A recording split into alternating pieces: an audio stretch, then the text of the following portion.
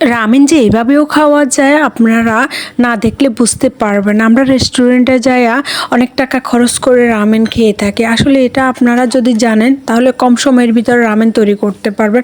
আপনারা যে কোনো ব্র্যান্ডের লুডুস নিতে পারেন রামেনগুলা।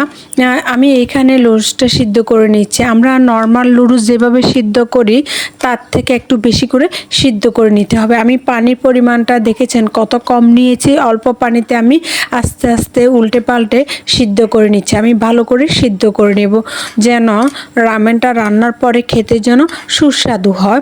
আমি অল্প পানিতে যেভাবে সিদ্ধ করতেছি আপনারা এইভাবে সিদ্ধ করবেন। সিদ্ধ করে যদি রামেনটা আপনারা তৈরি করে বাচ্চাকে দেন বা নিজেরা খান খেতে কিন্তু অসাধারণ হয়। আর যারা রেস্টুরেন্ট দিতে চাচ্ছেন বলতেছেন যে কিভাবে রামেনটা তৈরি করে দেওয়া যায় তারাও কিন্তু এই রেসিপিটা দেখে করতে পারেন রেস্টুরেন্টে, তারাও কিন্তু অনেক খুশি হবে। আপনারা যে কোনো ব্র্যান্ডের রামেন নিতে পারেন।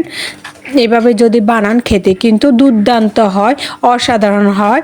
আমাদের বাসায় সবাই তো খুবই পছন্দ করে আমার হাতে এই রামেনটা। দেখেছেন আমি পানিটা তেমন একটা না দেওয়ার কারণে পানিটা শুকিয়ে গেছে, একদম মাখো মাখো অবস্থা হয়ে গিয়েছে। এবং রামেনের ভিতরে যে মশলাগুলো দেওয়া থাকে আমি সেই মশলাটাই ব্যবহার করেছি। এখানে আমি কোনো বাড়তি কোনো মশলাই ব্যবহার করে নাই। এতে যে অনেক মজা হয়, আপনারা বাসায় রান্না না করলে বুঝতে পারবেন না। আপনারা বাসায় একবার এভাবে রান্না করবেন। এটা অনেকে রান্না করতে না জানার কারণে বলে কি যে অনেক জাল হয়, খেতে পারে না। হ্যাঁ, একটু তো জাল হবে, অবশ্যই হবে।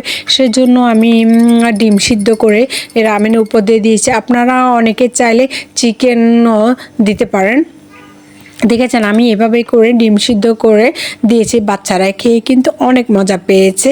দেখেছেন কালারটা কত সুন্দর এসেছে। এরপর আমি পরবর্তী রেসিপিতে চলে যাচ্ছি। এখানে একটা আমি বেগুন নিয়ে নিয়েছি।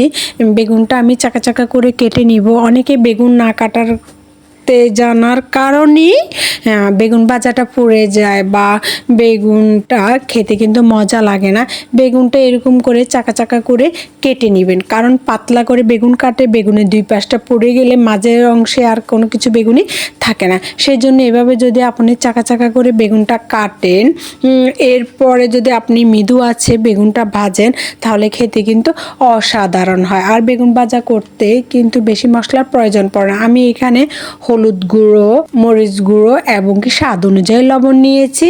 এটা মেখে আমি 10 মিনিট বাসায় ডেকে রেখে দিব। এরপরে অল্প আঁচে রান্না করব। দেখেছেন আমি এখানে কি মশলাগুলো নিয়েছি, মরিচ গুঁড়ো, হলুদ গুঁড়ো, লবণ স্বাদ অনুযায়ী দিয়ে আমি মেখে 10 মিনিট রেখে দিব। আপনারা এভাবে রেখে বাসায় তৈরি করবেন।